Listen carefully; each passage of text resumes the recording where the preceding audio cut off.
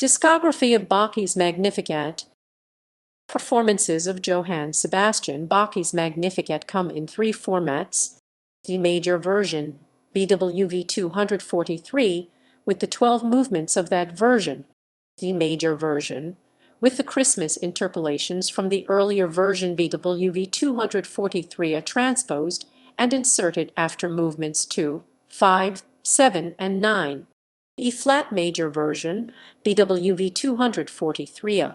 The difference with the previous format is not only the key signature, there are also differences in orchestration, e.g. in the earlier version flutes are not part of the tutti, so do not play in the choral movements 1, 7, and 12, and a trumpet solo in movement 10 instead of the later unison oboes.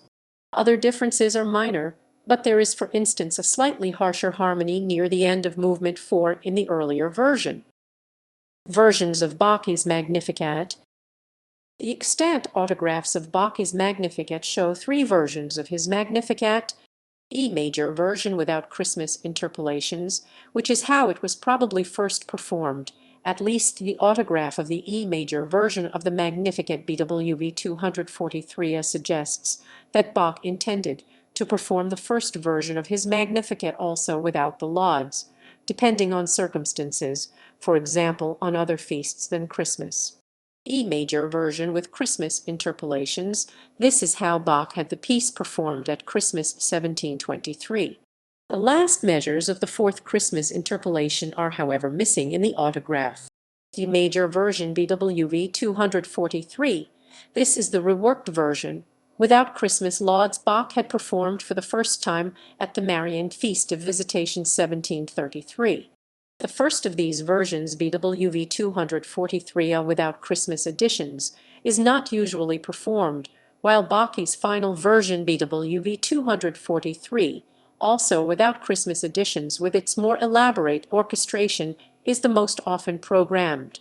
The hybrid version BWV 243, with the Christmas interpolations of BWV 243 transposed and inserted, has found performers and audiences, although BWV 243, with a reconstructed end of the fourth interpolation, has become more of a standard for performances of the Magnificat, including the Christmas recordings.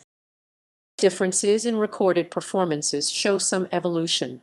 Early performances, often with large choirs and orchestras of symphonic breadth, tend to have a slower pace, with performance times over 30 minutes or over 40 minutes when the Christmas interpolations are included, being no exceptions.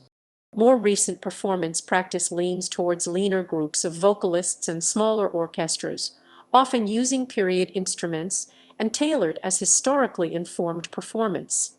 Tempos became more vivid, and the performance time may be reduced to about 20 minutes for the D major version, and even less than 30 minutes for the full BWV 243 version. Other differences include whether organ or harpsichord are used as continuo instrument, whether countertenors and slash or treble youngsters perform vocal parts, and whether it is recorded with a live audience.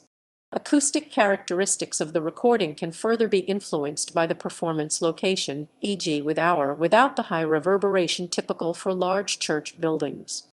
For movement D vergages, with the end missing in the extant autograph, earlier performances may stop the last Christmas interpolation where the score ends. Since, however, in the late 20th century a similarity had been remarked between this piece and another movement in one of Bach's cantatas, a reconstructed ending based on that composition is more often. Bach composed the work for 5 soloists, 2 sopranos, alto, tenor, and bass. The soloists are usually listed in the order CSIATB, although some recordings list only 1 soprano soloist. Reviews. Herweg, 2002. Classics today: calm, racing but not rushed tempos, infectiously energetic and technically solid contributions from the chorus, and an intelligently paced flow from movement to movement. The Guardian Herweg's accounts are typically thoughtful, not at all theatrical or dramatically driven, and that slightly laid-back approach takes the edge off the Magnificat too, though the quality of the solo and choral singing and the careful shaping of the orchestral lines are all exemplary.